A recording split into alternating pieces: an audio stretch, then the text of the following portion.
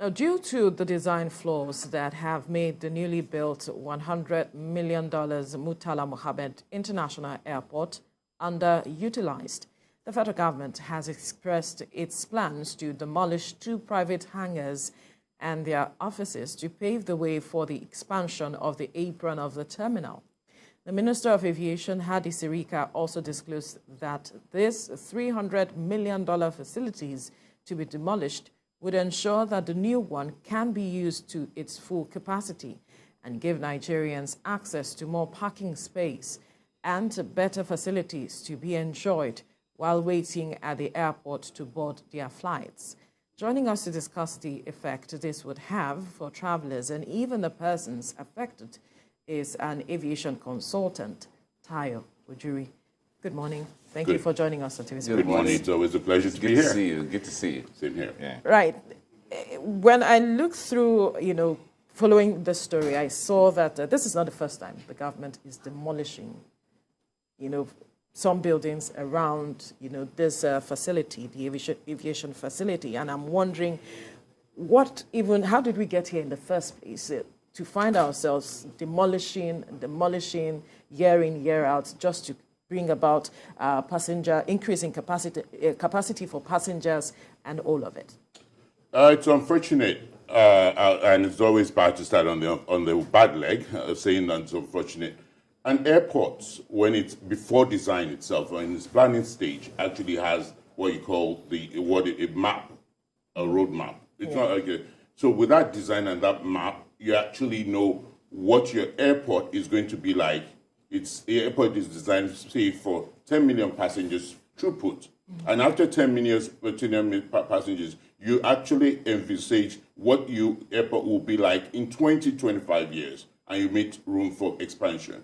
This was all made initially when Murtala Mohammed and all the other airports before were actually established. So with that done, we had to the right of the airport, if you're approaching to the left of the airport, we had the expansion plan. And don't forget that Murtala Mohammed is a replica, or it's supposed to have been a replica of the Amsterdam airport. So what you now need to have done is, with the expansion, we call it the modular expansion of the airport.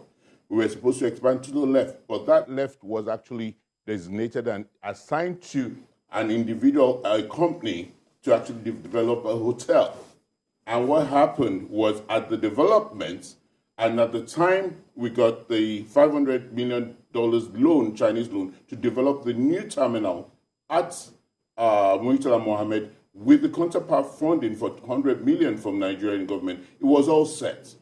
But the company that was awarded the other side for hotel was not allowed, for security reasons, to develop that hotel. So what did the government at that time do? They went ahead to develop this new airport, not considering all the challenges that they had that we are now envisaging, or we're now going through. So with that done, we now got this new airport built, and after the building, we now realize that big aircrafts cannot actually taxi and cannot utilize this airport. That's what we're still experiencing till date. The airport has been commissioned about a year and plus, or even going to 2 years. It's not been optimally used. It's new, it's spanking new, it's clean, the air conditioning is better than the old one, and the old one needs to be optimized. The new one needs to be optimized. So what is now being done is the minister is looking to demolish the 2 hangars that is actually obstructing the use of the new terminal, so that we can actually get that done. But is it the right time? Why did we wait for this long? Yeah. That's a question to be answered. So you should answer that. You're the expert here. Yes, it's interestingly, they've had discussions between FAN owns, manages, and operates the airport. They've been having discussions with the owners of the airport. You have two hangars, actually, 2 hangars. The hangars have been built. It's been utilized in the last 5 to 10 years. So where would government get the funding, which is normally the challenge now, to actually appropriate that fund or build a new hangar for these operators, and where will it be built? I heard they've actually been allocated new land. Where's this land, and has it been actually, have they built it up? Because they're actually operating hangars for private jet operators, and they're actually a major stakeholder within their ecosystem. So what is now being done is this is going to be demolished within a few weeks to the end of this administration, and it's going to be a huge challenge because one, it's going to actually have the old terminal. The new terminal is still not being used, but let's have the hangars being reallocated and rebuilt then, which they had about 7 years to have been done. This is not a new issue, but rushing to do it at the tail end is where the issue is. But I wonder what the plan now. If these hangars are demolished and it has to be redesigned to pave way to have access to the new terminal and for all the big aircraft to come in and so on, what becomes of those hangars? Will they be allocated a new place, or how does that work? Equity, being fair and equitable, that's what should be the case. Okay. They should be allocated a new location, and who's now going to build? FAN, that actually is going to build, which will be extra cost to the government. And like you rightly evaluated, I don't know what the basis of that evaluation is. $300 million is a lot of money in this economy now. Absolutely. So if you're actually evaluating that $300 million, is FAN able to cover that $300 million or build the same a facility to the same standard for these operators, as it were? I doubt it to a great extent. So that's where the challenge is. But now the flip side is, which you did mention, is the side of, okay, for the good of the nation. This 600 million out of the 4 airports has been actually built. The new terminal has been built. It's not optimized. So would we be able to optimize the airport if those hangars are brought down? Yes, we will be. Yes, we'll be able to. It will be in the greater interest of the Nigerian public. And that's what we actually have a roadmap, or the government has been calling for a roadmap of aviation Nigeria being the hub. We've seen Ethiopia already doing it. We've seen Rwanda running fast to do it. South Africa is already there. Egypt and Morocco are right on the front border. So if we don't wake up and smell the roses, or actually smell the coffee, as it were, we'll be lagging behind in the fact that we're not able to actually have operations optimization at this airport. And we cannot bring that terminal down. Right. I wonder what I'd like you to, maybe as a point of enlightenment, when you travel out and you're coming back to Nigeria, the moment you land at the airport, you see a sharp difference between where you're coming from and where you are right now.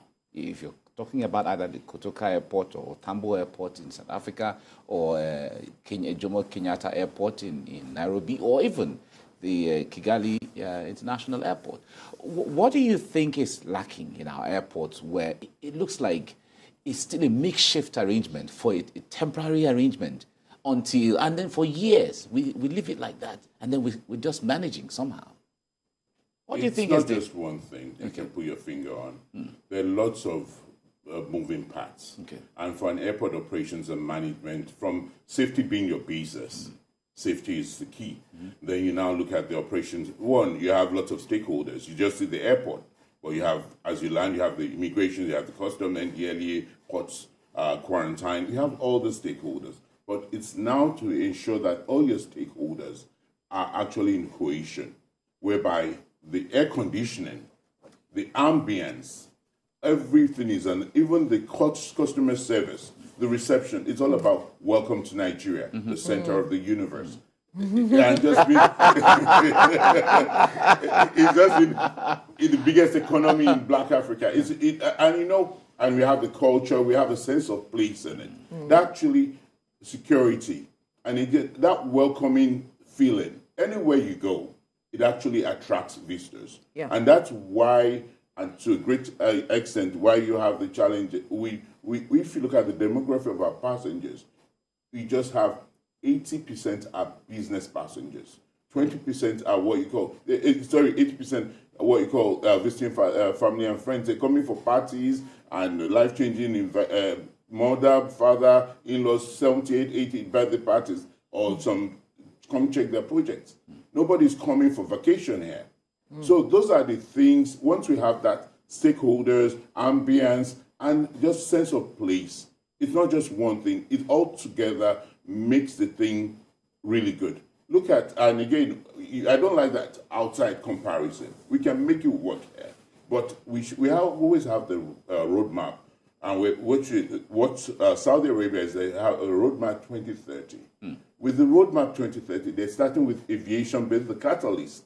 And they're saying, okay, we're going to build an aviation sector, which is the catalyst of the economy. Now with the aviation sector as well, we're pushing tourism. So we've seen that happen in Dubai. We've seen that happen in Doha. So we are putting tourism, even agriculture, cargo. We're creating Nigeria as a whole.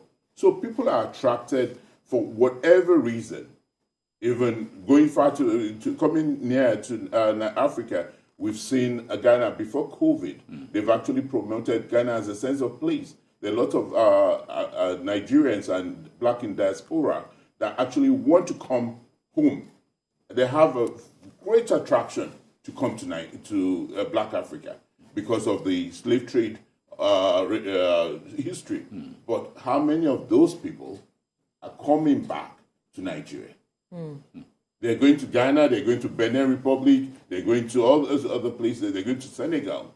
But just a minuscule number of people are coming to Nigeria. So it's just that all those things put together makes our airport have that place, a sense of coming back and you're like, wow. And we need to automate the system. It's not that when you get back, so one person is trying to check your box, come here. All those things actually are just, they actually throw passengers away. And that makes Nigeria airports not the first place to actually come to. But is there work being done?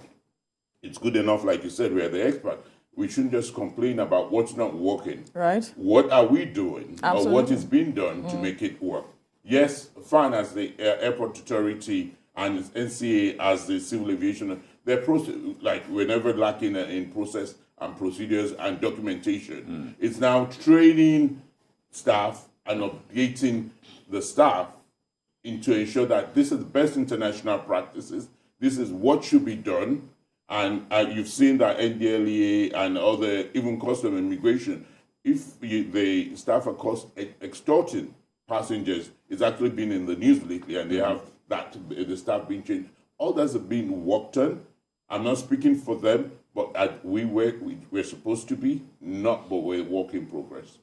I'm wondering why it's taking us so long to wake up to, all of this roadmap. We have gone to other countries. Yes, we do not want to compare, but we know that our leaders travel. They see these things. Why is it so difficult for us to just bring it back home and do something? Let people see our culture. We can, attract the right investors, make Nigeria that tourist destination. We have all of these things.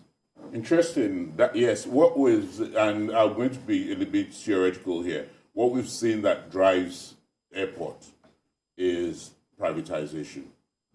Some people call it commercialization. Some people call it concessioning. But I'm of the school of thought that big government does not have any business managing or operating. Cede it off to private sector. You have most of these airports, if not all these airports, and it started with Margaret Thatcher in 1998, I believe, or 1980, privatizing all these big airports. You have lots of airport management companies coming to manage airport as an entity, as a commercial viable entity. And you've seen there's some hotels you go in, they're same age or about half the age of the same airport, and you go into the washrooms, and it's far better than airport washrooms. Yeah. So it's not as if we cannot do it. It's just, I think, a mindset and the need to either privatize or concession this airport. So that's been on the road, that's been initiated, but it has its political undertones. Right. And yes, everything has its challenges. We're waking up here and coming, we've had, Lagos has its normal traffic challenges. But what's the issue? If the process has been thorough, it's not rocket science, it's not something that's not been done and cannot be done. It's being transparent in that process and ensuring everybody, all stakeholders are brought along. The unions are now going to court, are now fending against this concessioning or privatization project. And I doubt if that's going to come to see the light of the day before May 29, which is now the big date. But how do we get these unions to sit there? Because some persons have said, well, the bigger challenge sometimes are the unions who would not agree to issues of concession and so on. But when you travel to other countries, you don't see these unions, destabilizing the aviation sector as much as we do sometimes. Of course, there's the need to bring everybody on board because they all have their roles to play. But how do we get these unions to see where we're going and where we should be so that everyone can work together to have the kind of befitting airports or aviation system that meets the standard of what Nigeria is supposed to be? I'll just correct what there's one statement. Is that there are unions everywhere, the pilot unions everywhere across the world, because they're promoting their interest in the interest of labor. And it's fair. It's required. Now it's been able to work, and it's part of that union. It's a part of that. If you're in a relationship as a husband and wife, with the children, you have to know how to relate with all parties involved. So it's been able to be transparent and ensure that you have everybody inclusive, or what the new word is, inclusiveness in this process. And in this being transparent, you've actually been showing that this is where we are. This is where we're going to be, and actually address their concerns. You rightly said they have concerns as well. It's been able to say, what are those concerns? And you might not be able to address everything 100%, be able to address the concerns. And most concerns are about job losses. And we've seen, some may actually say, what happened to the power sector? But I keep on saying, every sector is different. We've seen telecoms grow and blossom. So with those sectors, we're able to address those concerns, job loss, who's going to pay off, everything. You address all those concerns, and it's all signed up in black and white. With that process and transparency and honesty taken care of, and they actually see what they'll be like in 5 years, what it will be like in 10 years, everybody will be actually more interested in seeing a greater Nigeria and the growth of the aviation sector rather than what we're grappling with at the moment. Give us a sense of what the aviation roadmap for Nigeria is like, how we intend to expand in the coming years. And interestingly, and it's actually a big minus for us. We actually go with each administration's roadmap. It shouldn't be. We should have, and aviation is just a segment, a sector of the bigger picture. We're tied into manufacturing, we're tied into agriculture, tourism, like I said, hospitality, everything, services. But we're not connecting the dots yet. We should connect the dots whereby we have the agriculture development and food security, and have a development of, for example, the Iperu airport, airport that's been done. You see, they want to actually have a warehouse and actually have processing for value chain and value enhancement. So that actually piggybacks to the farmer. The farmer produces all these capital crops, and with the crops being produced, it's value added, and then it's transported out. And with all these things, we see all these factors, all these moving parts, but we are not connecting the dots. So we're finding a situation where an administration comes into place and they set up their own roadmap. And they set up 4 or 5 highlights and say, okay, this is the roadmap. But how often, and more often than not, we don't follow through. The next administration comes into place, and they don't follow what the last administration has laid in place, which actually makes the aviation sector not as buoyant and as radiant to what it should be. We're still grappling with about 0.4% of our GDP, which we should be actually at now. Despite COVID numbers and the pullback, we should be about 0.09% of our GDP. Interesting. All right, let's talk about the national carrier that the minister, the government is trying to ensure they come up with before the end of this administration. Now, they have promised, the Minister of Aviation, Adi Sirika, had said one way or the other that we look forward to having a new carrier.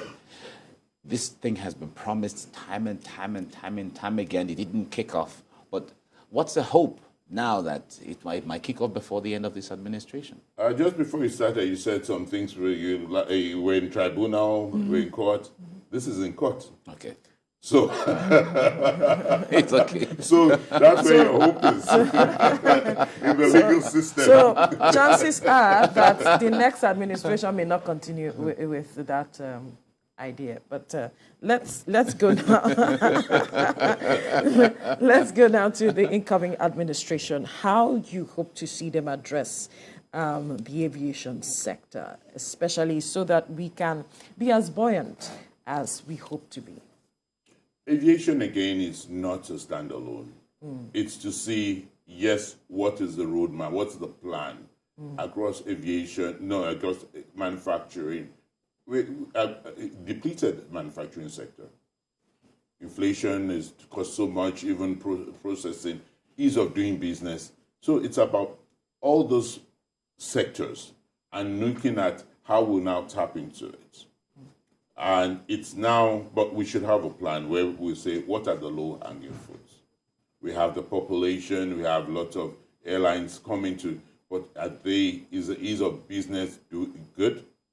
One thing which is actually, I like timeline and highlighting what the issues are. We're actually dealing with outstanding as at end of last March, $443 million outstanding to foreign airlines operating into Nigeria. And it's known fact that Emirates actually withdrew out of, that's just one of the other factors that made them withdraw, because they're unable to repatriate their money back. Most of the airlines are dealing with that. And the airlines are operating, this cost of tickets out of Nigeria is quadrupled. Yeah. It's really high. So pick your ticket up ready for summer in good time. Or actually, we'll be spending summer in Nigeria together. So, which is a good thing to do. So, but what we need to do is to look at all those challenges and address those challenges, and see with those challenges, pay the foreign airlines, and so that they can come more. The tickets are better. People fly out more. People come in more. People fly out. Airline is not just a place. If the tickets are right, it's not as if you're going to space to come to Nigeria. If you do the comparative analysis between Nigeria and Ghana, it's been done in several quarters. You see that we're still high. Yes. So those are one of the challenges. So by the time the new administration addresses that, yes, it's a lot of money, but if you can actually give a commitment over a certain time frame, it shows good faith to the airlines. And then with the airlines, we've actually had a safe environment, improve infrastructure. We actually improve with the infrastructure improvement. It makes the cost of operations in Nigeria, insurance, go low. And then the foreign exchange. The foreign exchange now switching out the switch for coming to the part of domestic airlines.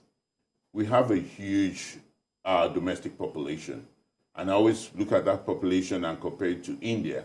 We can actually move that population because the roads are still a challenge. We're going to go into rainy season now, and whereby it's easier. It will be far safer and easier to move across Nigeria by air and faster. So we should be able to have cheaper flights across Nigeria for Easter, for other summer, or wherever you want to go. So if the dollar rate for not just domestic airlines are right, because we are not getting the preferential CBN rates, it's a challenge.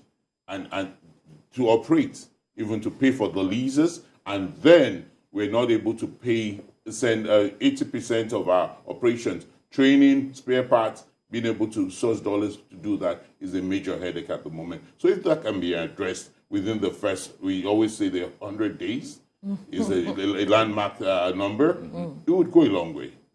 It would go a long way because, like they say, Rome was not built in a day, but it actually shows good faith. It actually shows, okay, we're on the right trajectory, and then the policies again would help us. With the policies, with the exchange rate, with the policies, there's a sense of people would actually want to invest more into Nigeria's aviation sector. All right, it's 3 years after COVID, and the aviation sector was one of the worst hit industries when it comes to COVID effects. How has the aviation industry picked up after COVID? Interestingly, we have picked up well. Okay. Where we were not even guesstimating, we were forecasted to actually come back to pre-COVID numbers in 2024, second quarter, but we hit that last quarter of last year. Why? We're social animals. We want to go out. We want to mix. And COVID had its mental health issues. So people just wanted to go out there and be themselves. They wanted to mix, and we're used to traveling. Traveling is the best form of education. So we had lots of people traveling. Until now, looking at the reservation platforms of all major airlines, it's actually full. So you've seen, and we're talking about globally here. So we're looking at numbers high.